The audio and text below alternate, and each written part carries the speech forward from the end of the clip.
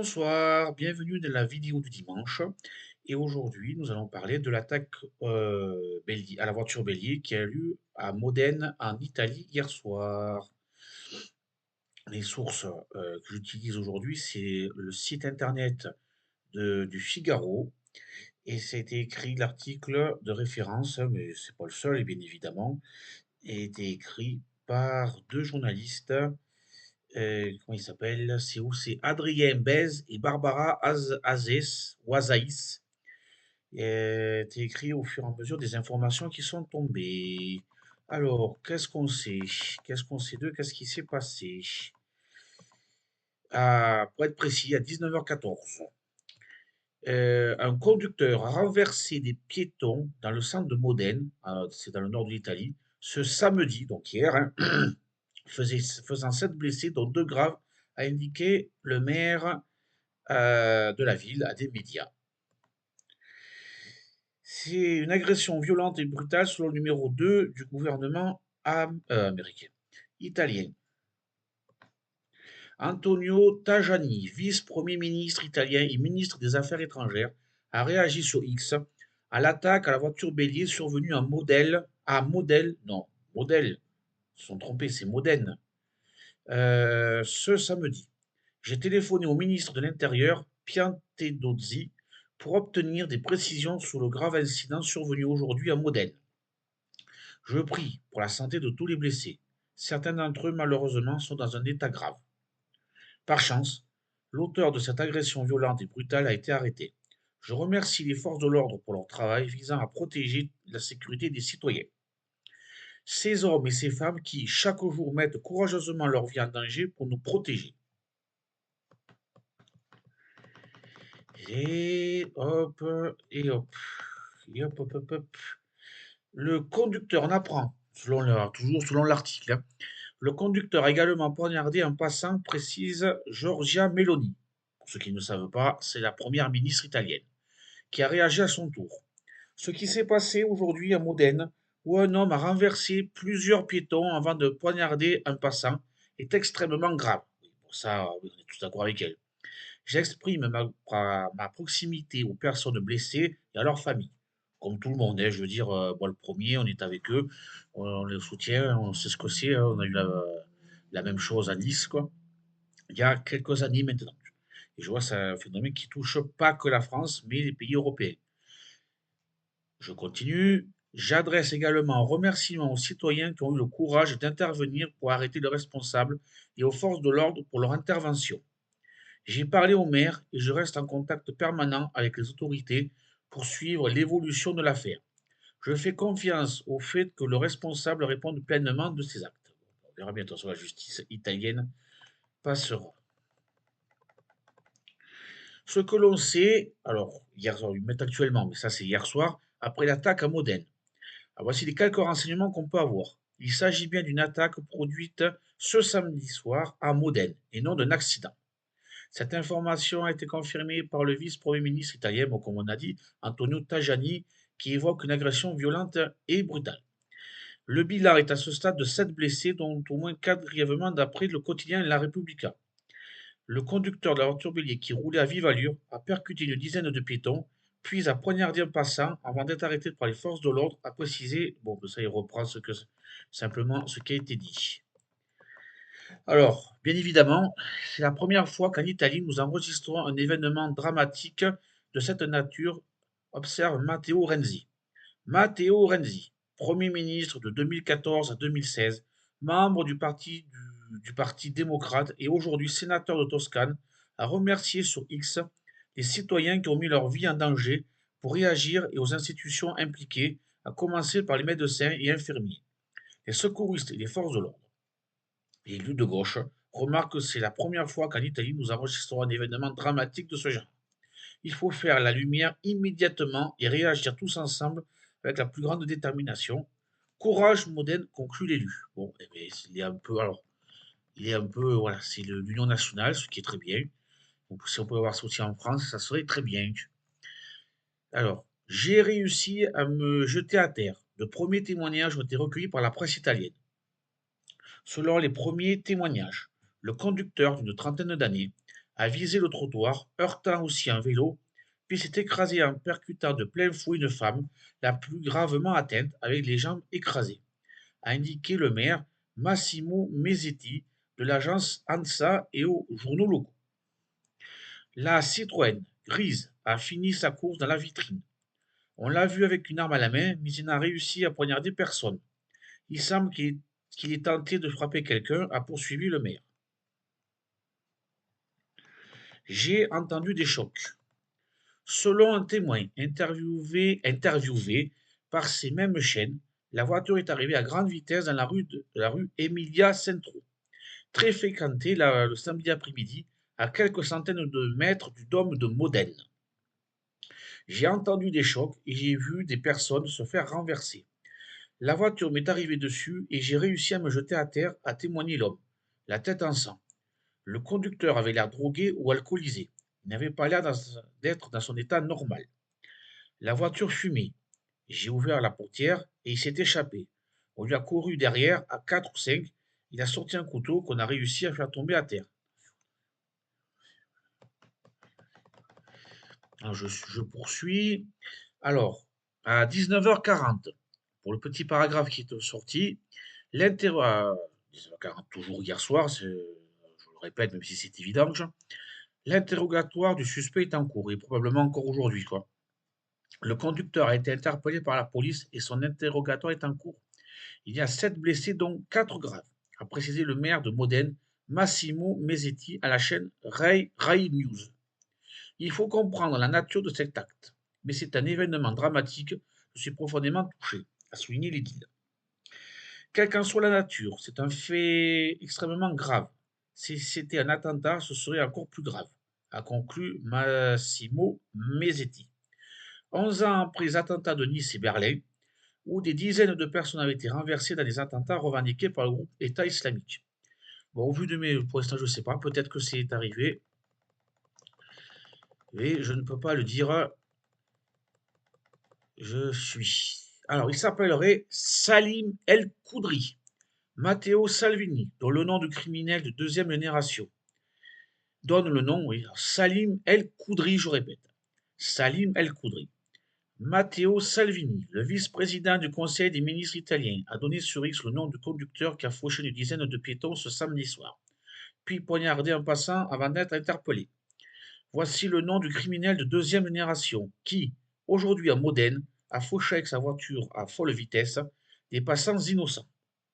Arrêté par des citoyens courageux, malgré le fait qu'il avait un couteau, il a été appréhendé. Il ne peut y avoir aucune justification pour un crime aussi infâme, a expliqué le patron de la Ligue du Nord. Le quotidien La Stampa assure que Salim El Koudri est âgé de 31 ans et diplômé en économie. Il est né dans la province de Bergame, mais réside dans la région de Modène. Il ne semblait pas être sous l'emprise de stupéfiants ou d'alcool.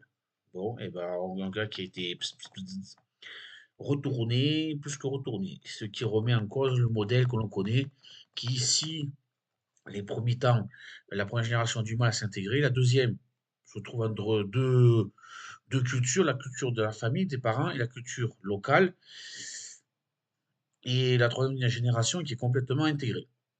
Là, il semblerait, j'utilise bien le conditionnel au moment où je parle, qu'il ait préféré une culture violente. Est-ce qu'il a fait au nom de l'État islamique, de l'islam, d'une religion quelconque? Je poursuis et on va voir ce qu'il en dit. Je découvre en même temps que vous les derniers faits, quoi. J'ai appris ça ce matin en cherchant, quoi. Donc je découvre et je vous fais part toujours des sources, Le Figaro, je ne me trompe pas, quoi. Vous pourrez le lire. Le suspect serait suivi pour des troubles psychiatriques selon Stampa. Bon, mais encore un fou. Selon le quotidien italien La Stampa, l'homme arrêté pour avoir foncé sur des piétons à Modène, Salim El Koudri, est suivi pour des troubles psychiatriques dans la ville voisine de Castelfranco Emilia. Son casier judiciaire serait vierge. Alors, c'est pas la première fois que j'en entends parler pour ce genre de personnes qui seraient d'étrangers d'origine maghrébine, qui seraient d'obédience a priori musulmane, qui sont des gens qui foncent dans l'État, il se passe quelque chose. Parce qu'à chaque fois, ou très majoritairement, on nous dit qu'ils sont des troubles psychologiques. il se passe un truc. Il y a quelque chose qui va pas, quoi. Enfin, je sais pas, il y a des tas de personnes qui sont venues s'intégrer. Si je prends l'exemple de la France, bon, ce sont surtout des Européens, tu vois. Les Espagnols, les Portugais, les Polonais, les Italiens. Pourtant, ils en ont subi, hein. Je crois qu'il y a Aigues-Mortes qui a eu ben, une ratonnade, quoi, en France. Il n'y a pas de quoi être fier, hein, il n'y a pas de quoi s'inventer. Et pourtant, ils se sont bien intégrés. Les premières générations d'Arabes, de musulmans, de pieds noirs qui sont arrivés dans les années 60-70. Que je sache, ils n'ont pas fait de crimes et ce serait plutôt les Français de souche qui les ont, enfin, faut pas dire de gros mots, mais qui les enquiquinaient. Des termes pas très très reluisants. Donc il y a quelque chose qui ne va pas. D'autres informations sont arrivées, ceci si je lis l'heure correctement, 21h15. Hier soir, une femme de 55 ans entre la vie et la mort, selon les médias italiens. L'une des 4 personnes grièvement blessées par l'attaque à la voiture bélier à Modène est une femme âgée de 55 ans. Elle est entre la vie et la mort, selon le quotidien La Stampa, qui évoque également l'état critique d'un homme de 52 ans. Par ailleurs, une femme aurait perdu ses 2 jambes. Le dernier bilan officiel donné par le maire de Modène à la chaîne Rai News fait état de 8 blessés, dont 4 graves. On continue. Là, alors là, toujours pareil. On revient sur les troubles psychiatriques et diplômés en économie. Sur les troubles, oui, bon, il y a un truc qui va pas, quoi. Qui est Salim El Koudri, le suspect de l'attaque à la voiture bélier à Modène. Matteo Salvini n'a pas hésité une seule seconde à donner son nom sur le réseau social X. Bon, alors si on en croit, il reprend ce qui a été écrit un peu avant, dans le réseau social X. Ce criminel de seconde génération d'immigrés, selon les mots du secrétaire du parti italien anti-immigration de la Ligue, donc avec toutes les pincettes, toutes les limites qu'on peut mettre, est le principal suspect de l'attaque à la voiture bélier survenue en Modène. Je me répète, dans le nord de l'Italie. Ce samedi, âgé de 31 ans, il a renversé de nombreux piétons, faisant 8 blessés. Et comme je viens de dire, une femme serait entre la vie et la mort, selon plusieurs médias locaux. Pour l'heure, nul ne sait s'il s'agit d'un attentat. Hier soir. Alors, il y a une Allemande et une Polonaise parmi les blessés graves. 8 blessés ont été hospitalisés, donc 4 en état grave, a indiqué la préfète de Modène, Fabrizia Triolo, lors d'une conférence de presse samedi soir. L'une des blessées graves a dû être amputée des 2 jambes. Eh ben, oh, aïe, aïe, aïe, aïe, aïe. Aïe, aïe, aïe, aïe, aïe. On compte parmi les blessés graves une Allemande et une Polonaise, a précisé le maire de Modène, Massimo Mazzetti. Bon, si on ne connaît pas son nom maintenant, Massimo Mazzetti. Vous saurez qu'il s'appelle Massimo Mazzetti. Ce matin, Giorgia Meloni annule un déplacement à Chypre pour se rendre au chevet des victimes. Ça, c'est très bien. La première ministre italienne, Giorgia Meloni, se rendra dimanche, donc aujourd'hui, au chevet des personnes blessées par un conducteur ayant des antécédents de troubles psychiatriques, qui a renversé des piétons dans le centre de Modène Nord et a annulé un déplacement prévu à Chypre. C'est bien, au moins elle s'occupe. Au moins elle est présente. Bon.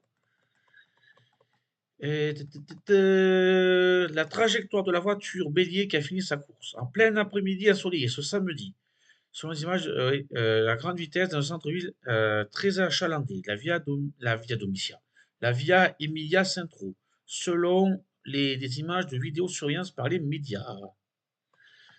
Oui, oui, oui, oui, oui, oui, oui, et oui, tout droit, oui, on le voit bien, on le voit bien, on le voit bien, on le voit bien.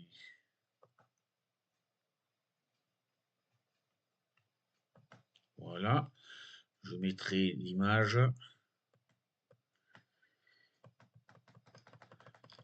Ouais, ouais, c'est bien ça. La ligne droite. Et si je regarde bien le plan, il serait parti d'une rue qui s'appellerait Largo Garibaldi pour aller sur la Via Emilia Centro. Ouais. Et pour situer, c'est ouais, centre-nord, ouais, alors bien au-dessus de, et puis qu'on s'appelle de Rome, et un peu en dessous de Milan, à l'est de Gênes.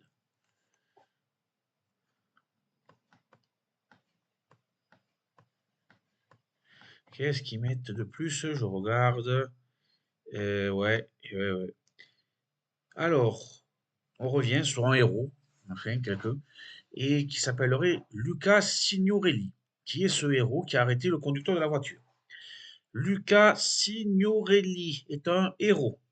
Sur le réseau social X, le vice-président du Conseil des ministres italien, Antonio Tajani, a tenu à saluer la bravoure d'un passant qui a arrêté la fureur meurtrière de l'homme d'origine marocaine, Salim El Khoudri, qui a renversé plusieurs piétons avec sa voiture dans le centre de Modène et a blessé 8 personnes, dont 4 grièvement. Donc ce matin à 10h55, on en est toujours au même point.